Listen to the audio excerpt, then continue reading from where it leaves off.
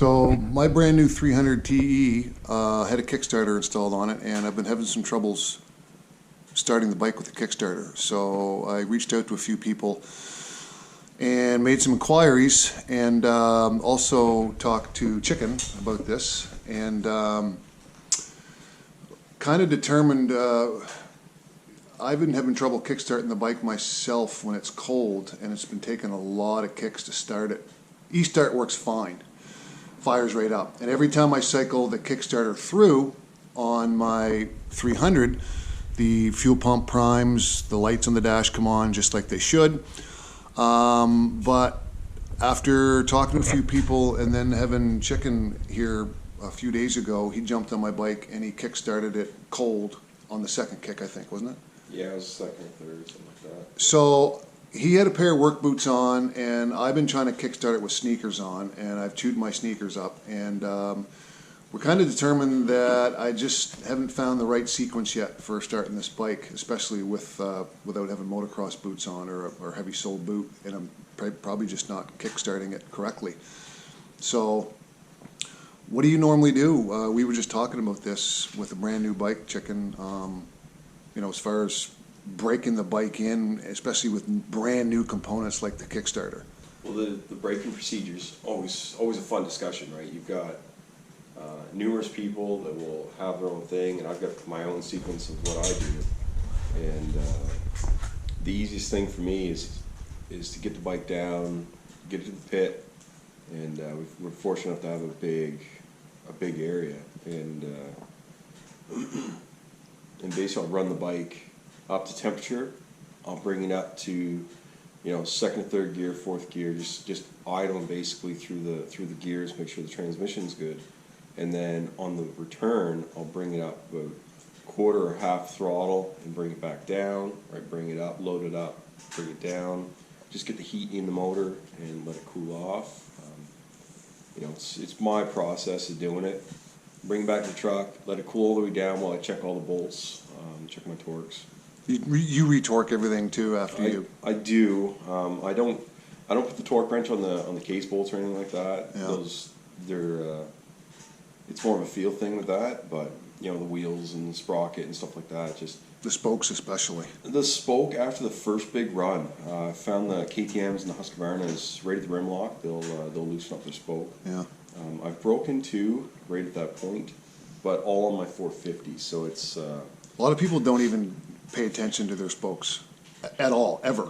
Yeah. And it's so easy to do when it's brand new because everything still turns. So, but one of the things that I noticed, I was telling Dan, was the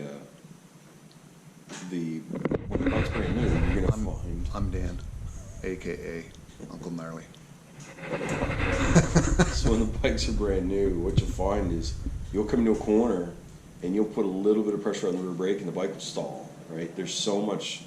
You know, everything's so tight inside of there. You've got to get a few hours before everything kind of finds its happy place. And so you'll run the bike, say, in the pit, and you'll scrub the rear brake a little bit with the clutch out, and you got to break in the shoes as well, right? The pads, and just get everything so they don't glaze over, obviously. Yeah, and then when you get it in the shop, you're able to spin the wheels, make sure, you know, I've had 2 bikes so far that the front rotors have been kind of tweaked coming out of the box. So, you know, you straighten the rotors, you know, little things, just little things that, you know. Remember Adam Brewer? He spent all that time trying to figure out why his rear brakes kept fading mid-race. He'd be chasing down Buddy there in Moncton, and he'd always run out of rear brake, just toast. Really? Yeah. Yeah, we went to... With new brakes? Yeah. New fluid, new brakes. Yeah. Yeah, Tony Emond. He was chasing down Tony Emond. Oh, yeah. So the Kickstarter as well. Yeah. The Kickstarter sequence is, you know, I always go back to the CR500 sequence, right? Right. You know, you cycle it through, you find top dead, and then you find that last click on the Kickstarter, and you fire it home. Yeah. Now, I do find, since fuel injection, a lot of the bikes require 2 good kicks. So you can do a prime kick, is what I would call it, where you're charging the capacitors and everything else in the bike, everything turns on, the fuel injection cycles, and then you go through the sequence of finding top dead center and fire it home. Right. So yeah, so he started my bike the other day on the second kick, and he got off it and just looked at me like I was an idiot. So I put my motocross boots on, and I was successful after a couple as well. So for those of you, I guess what we're trying to talk about here is if you do get a Kickstarter, and I guess Blake said that there's been a lot of guys inquiring about putting Kickstarters once they saw mine sitting there in the showroom. Yeah. We're putting one on Harvey's. Are we? Yeah. Okay. They're just a good thing to have. I like the Kickstart option for starting the bike cold just because in my mind, I just think that it helps save the life of the starter. Yeah, you guys never had, like you guys had the 2012 starters where the starter was on the backside of the motor on the top by the cylinder. Yeah. And they would last a couple of weeks, a couple of uses. I don't know. My 500 was stock like for 9 years. It was 8 years. It was still the good. 2-strokes and the 4-strokes were a lot different. Yeah. Now, my first bike without a kickstart was my 2016 XCF 450. I ran that for 2 years. The only issue I ever had was I had the negative terminal come loose one day out in the trail. Yeah. Easy fix. The bike did start with the battery disconnected, so I was fortunate there. But that said something about doing the capacitor mod, right? Yeah. Regardless of having a battery, having a dead battery where you can disconnect it and just run on the capacitor where the bike will start. Yeah. Little things you can do.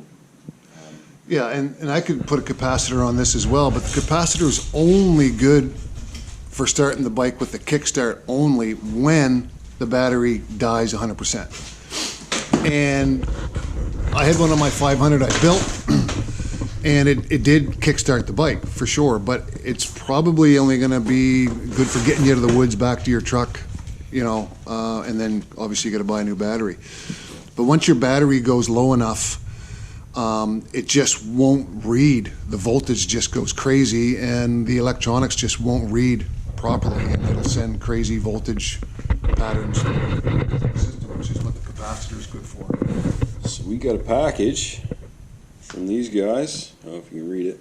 South Bay Motor Performance. a bunch of goodies. Dan's got a lollipop here. So that's freaking hilarious. Yeah. So what we've got a TE 150i in the shop. Absolutely love the TE 150. So I'm gonna steal that from my bike. Yeah, good luck. So we get the idle screw. We're gonna install an idle screw today. Set that up correctly. We're gonna take some measurements before we pull everything apart. And while we're in there, this bike was in. It was having crankcase pressure sensor issues. So we'll get in there. We're gonna double check everything that's in there. And take the measurements, set it up correctly as per their directions. We've got, all right, we've got a KTM Husky reflash. We got a new spark plug, $30 spark plug. Ooh, this shiny thing. Look at this now. So unfortunately, they don't offer a full head, which if you've ever seen their heads, they're beautiful. I believe they're built in Australia. And so this is the mid compression dome, I think. They still want to run off pump gas, so this goes underneath. Yep. So we're gonna drain the coolant. We got some not sponsored by anybody, but Toys for Big Boys. But we do buy their Honda coolant for all of our bikes. Dan and I have had good luck with the HP coolant. I've also had good luck with it with the engine ice as well. But first things first, we gotta finish this thing. So we got EIX. That's what I heard is recommended. Yeah. Oh, the plug? Yeah. Yeah. $30 plugs. Yeah. Yeah. So we got our puller for the flywheel. Pull that off. We got a brand new Bendix. I think Dan's already gone over it. We got a new gasket, a new Bendix that actually turns. And a new tool. And a new tool. Tools are always fun.